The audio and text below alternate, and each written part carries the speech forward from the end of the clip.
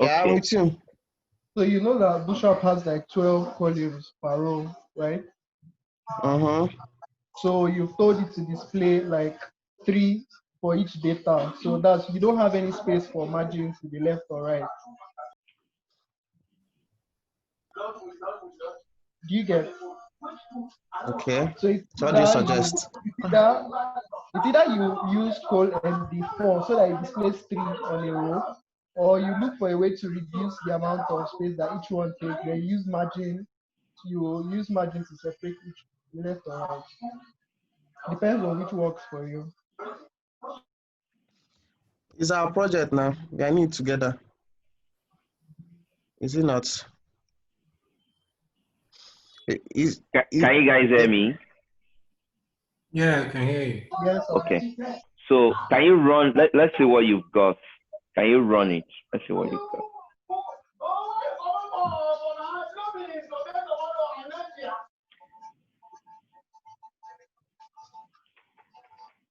Anybody close to the television, can you please just mute it?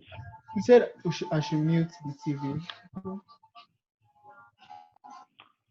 Okay. So I mean, I just wanted to be sure that everybody understands what we're doing.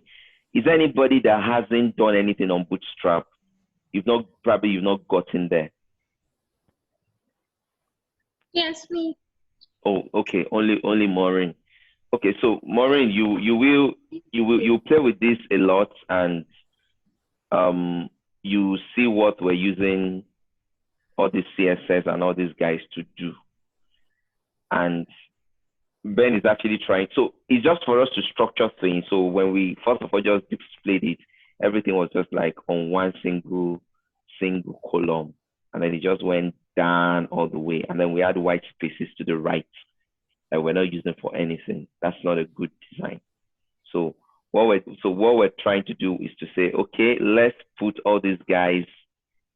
Let's display four or three in a column, and then you can now use that to, there could be like, it's much better displayed. So, and that's the way Bootstrap works. Bootstrap has a grid system, and that grid system makes a lot of things easier for you. Trust me, guys, if you wanted to do it with this, like on your own, to do like your grid with your like vanilla CSS, you will have to float some to the right, float some to the left, and then divide it, equally and things like that. So, but the idea here is that you can just get data from the back end, put them together, and you can align them, change their margins. And Ben, the class you had is that's a class, right? Yeah.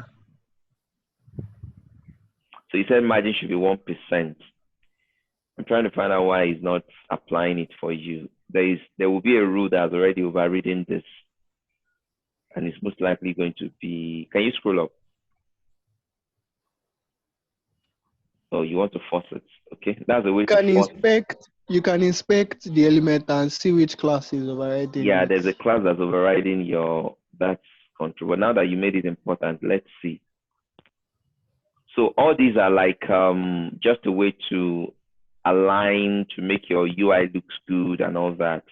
Most of the time when you be doing this, you might already have somebody that have like given you a design already, and you might just be working with that design. Otherwise, you might have to do this yourself. So, but the whole idea here now is that you can display your data from the back to the front. So remember, we started from the back, started doing like backend API. So this, and I remember that this data could be coming from an API. This data could be coming from anywhere, but this is coming from the database, and this is very good. So we just need to do a little bit more work around there to make it look better. And then we might need to like do some more things to change the font size and to ensure like consistency, in our display. For instance, the last element, Ben, the last to do item, the name, the title is in lowercase. right? Yeah. So that speaks to like quality of what we're passing. So you might want to make sure that when it's coming, it's actually coming to the hopper, and you can do that by just using like to hopper right in your view. Controller. Right. So you want to do no, you won't get to hopper there because that's an entire list. So what you would do is go to your view, yeah. Go to your view, and then when you said m.title, after the title on line 17, after the title, yeah. So you might want to do like two upper there.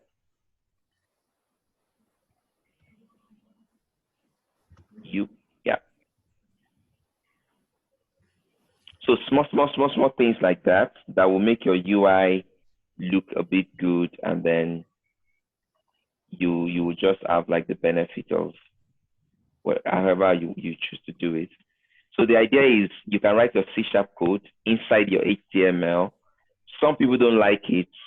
I mean, some frameworks don't go with this style, but Microsoft is way behind this, and I also use this, not in all my projects, but in some projects I do this. And I mean, and like I said, ultimately for you, it is whether your application is working or not. That is the most important thing. Whether you're using Bootstrap or you're using vanilla JS and CS, some programmers, me, I don't use framework. I can write my vanilla. I mean, it's all good. But the most important thing is your project working? Is your application working? Client doesn't care whether you are using MVC or you are not using MVC. I don't even care whether you are using C# or you are using Python. I want to see a working application. Once it's working, I'm good. So that's so this is a whole concept on its own. So your margin has worked finally. But yeah, if we are overriding it. So right. So whatever it is. So but I think that's like inline style sheets. Sorry, is that what is overriding it? Yeah, it takes precedence over external style sheet. Okay, I see. So when you took that out, your line worked.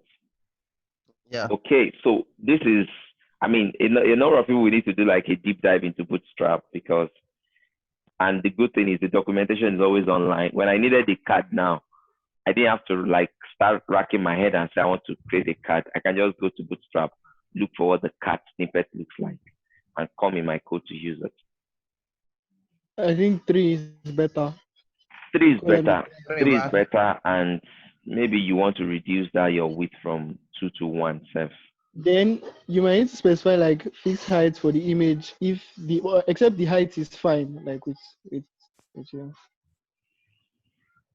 So that the image is not too big, right? Yeah. Then that image should actually be, it should be a thumbnail. It should be a thumbnail. Let me see if I have a thumbnail in that my URL, in that my asset folder. If I have a thumbnail there, I'll give you that thumbnail to use. It's much better. Then, so are all views, like all files that you create within the views folder, like are they auto discoverable? Like if you go to the controller and decide to return any file in your view, as long as it has that name, it automatically searches that view folder and renders it. Yeah, sure. As far as the okay. Sorry, go ahead. I was going to ask why some of them are named underscore. Is there any particular reason why? What is that? What particularly do you mean? Underscore layouts.html, like. Okay, for the shared underscore validation, yeah. Am I sure there's any specific reason? I think because it was actually the layout is kind of injected. If you go to stats, there's a view.stats. Then yeah, I know you're trying to, but let me answer today's question.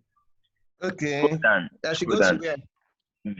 Go to your Solution Explorer. There's a view.stat. Scroll down on your Solution Explorer. Yeah, _view.stat. Are you with me today? This is what I'm saying. Or was it similar that asked the question?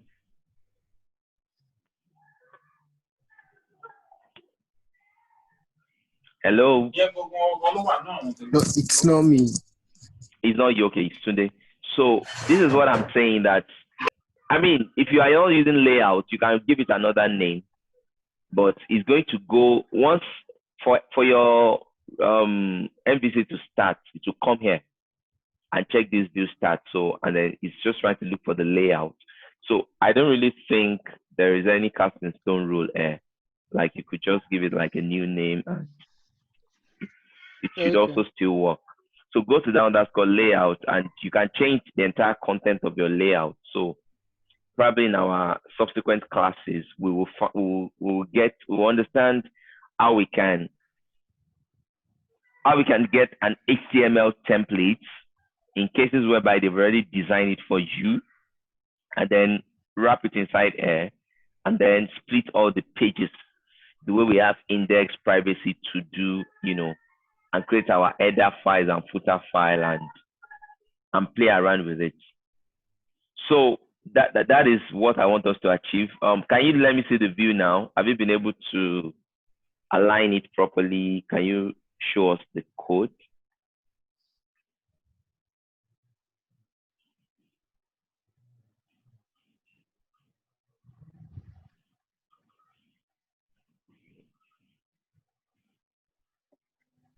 So right now we're transversing the front, picking data from the database and displaying them on the web page. It might not be from the database, like I said, data could come from anywhere. So this is where I will put it an end for this class. I know you guys, some of you have a very good understanding. Some might not have the complete understanding. So there's a Microsoft Lab that I think would help you to drive it home. I'm not going to really make it like compulsory because I know some of you are still doing your. So I'm going to go back and make it optional. But if you can do it, it would drive home this MVC concept. So I'm just going to make it an optional task to do. But if you can, it will make a whole lot of sense. Let me open it. Ben, are you there? Should I start screen? Yeah, so you can stop. Here. You can stop sharing screen now, and we can go back to BreezeLearn. And let me just, as I'm rounding up, it's been an interesting session. Okay, so this is the lab that I'm talking about.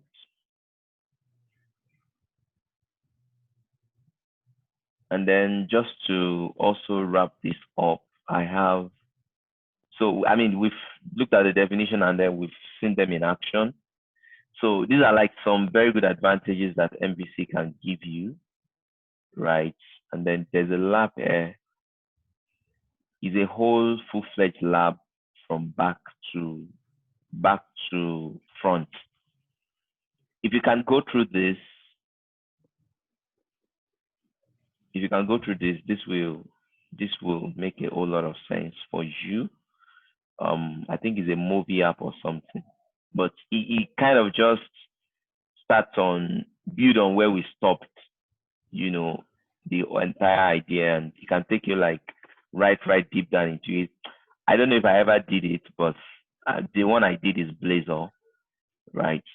So, but don't do anything Blazor now. Let's just stay with this MVC guy. And when we crack MVC and you have a very good understanding of this, we will then do like a new project from scratch, right into database, picking data and displaying them. So my task for you this week would be this lab. If you can do it, I mean, go ahead and do it. If you cannot, the only reason why you won't be, you will tell me that I couldn't take the lab is that I used that period to finish up all my pending tasks. So it's either one of the two. By next week, I don't expect anybody to say, oh, I'm not done with my free code camp and I still also didn't do this then. But if you can do both of them, fantastic. So that's how, I don't know, does this kind of make sense to us? I know there's a lot to learn. I don't shy away from that fact, but I mean, it's a programming journey. So we're putting it all together bit by bit. And for me, I mean, it's beginning to make sense now that, you know, we've transferred from the database and we're coming to the view to render our data, and it's looking pretty good. And that's just a card. You can use a table to display data. You can use a card. You can use a list. You can make use of everything in HTML generally. And then later we'll now start talking about forms, how you submit a form, and then how the form would, you know, transverse its way back through to your database and update and all that. So does anybody have any questions that you want to ask me? I mean, specifically focused on what we've done, or like any other random question, maybe from anything that sounds confusing. Maureen, are you there? Yes, I am. Okay. So I know you might not have catch up with a lot of things. So myself, we still have one pending call. I have a pending call with somebody too. Okay, not in this track. Not in this track. So I'll catch up with you, Maureen. Okay. And then we'll discuss. I might not be able to go through, but we'll just talk after the class briefly, then we'll fix another time. Because right now I'm tired. Okay, so does anybody have any question? Olatunde, I believe this makes sense to you. Yeah, You have a good hang of this. Timileyin. Yeah, yes, I do. Okay, Daniel Makinde. Daniel is watching movie. Yeah, I was trying to unmute. I know. All right, thanks. Anne, is Anne with us to the end of the class, or did she drop off? I'm here. Okay, so thank you guys. Try and take the lab in the course of the week and try and finish all your boot code camp. I know I have 3 submissions I need to review. I get some feedback for some of the UIs that I've checked. You know, just to get your hands on these things. Trust me, gradually it's coming together. It's coming together. It's coming together. We're still going back. Oh, the way I've structured this class is like it's undulating. Like I'll take you up there and then we'll go back again to some basics. Just that, you know, we can cover some height and also cover some depth. Then so that by the time I'm releasing you after 6 months, you are almost like, you know, grounded to.